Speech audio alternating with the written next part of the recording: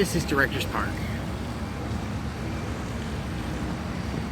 It's not really a park to me, it's more like a plaza, but I do love it. It's really cool, and at night sometimes they have colors flashing through these glass panels, and it's really pretty.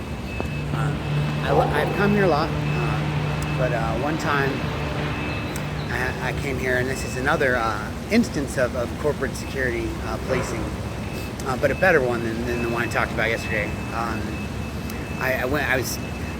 I'd just gotten serious enough about art to believe I was ready to start drawing people, and I needed money, so I thought I'd pull a Santa Cruz Beach Boardwalk bum kind of deal and see if I could do like some street sketches, quick sketches of people, but I didn't have the right size paper. So I went to Rite Aid because it was near here, and I went in and found a sketchbook that would work, and I walked out the door with it, and security chased me. And I knew from, well, I assumed they would have the same policy as Kroger and other places I've worked at, where they don't chase anybody off the property. Once you leave the property, the insurance won't cover any claims, so they don't go off the property. But in this case, they did. They chased me all the way to the max. But they didn't grab me or tackle me or hurt me in any way like other security forces have. They just finally said, "Hey, just give it back. We're not calling the police. Nobody's getting arrested." And I somehow I keep believing people when they tell me this stuff. And I've been lied to by police, sheriffs, and corporate security 9 times out of 10 with their promises. So somehow I'm gullible enough to keep believing them.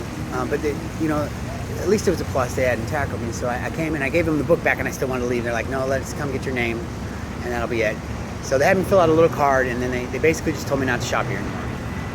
And they didn't call the police. They didn't have any effort. They didn't make me pay any fines. I don't think they gave me anything I had to pay at all, which is great, because Oregon law actually allows the retailer to charge you for up to 10 times the amount of the item stolen, or $250. I think something like that, so that they can cover the cost of other people stealing, which means you're paying for somebody else's crime monetarily. Now I understand the principle of it. They can only catch so many people, and they're losing money. But to charge a person for another person's crime, and to charge a person with theft when they didn't actually, when you get the product back, seems a little bit hostile. So these guys didn't, and that was cool. They just said not to shop there anymore.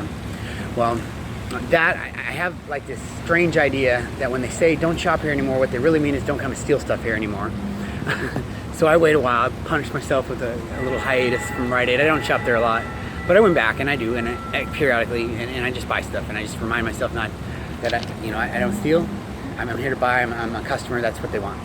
But anyway, I did eventually come up here and try out my hand at quick sketches. I sat here for a little while, and then this group of teenagers, colorfully clothed and quite jubilant, very, very happy folk, sitting around, finally made their way over, and one guy sat down, and I did my best. It wasn't a great sketch, but I understood it to be like a group of the gay people, so LBQT, whatever all the letters are, which I think I might be queer, because that's just like weird sexually, I guess, I don't know. But anyway, but it was cool, they were a cool group of kids, and even though I was stressing real hard on doing something for the first time that I was nervous about, I finished it up, and it was cool. It was cool to do it. And granted, I was doing it for free and hoping for tips, and we went bust on the tips, so I didn't make the money or the financial thing I wanted, which told me I just need to work at being a better artist before I'm going to get money for it. So went back to the books and that. But that's a different world. I thinking about it the other day and what it'd be like to grow up if I was gay, if I was homosexual, and try to figure out which of all the guys at the school, because it's only a couple % of the population that's homosexual. So you have to figure 1 or 2, maybe let's say 5 out of every 100 people are going to be somebody you can actually understand to be attracted to males like you. That's got to be really, really tough. I mean, it's already, from my perspective, asking out any girl is difficult, and I figure I can ask any of them out. So if I had to figure out which of 5 of the 100 are secretly like me to build a relationship with, that would be so tough. And you know, me and my friends talked about it a little bit. We thought a couple of our friends might be gay, and we didn't know because they hadn't really dated, and neither of them were. But we talked about it and what it would be like, and how would we ease them into coming out of the closet so they would know that we would still be their friends, and it wouldn't be an issue.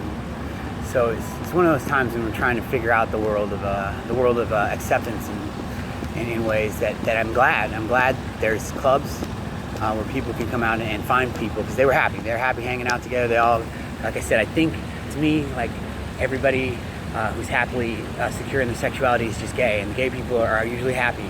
And it was awesome. That was a day in the life of a tweaker trying to find money through art.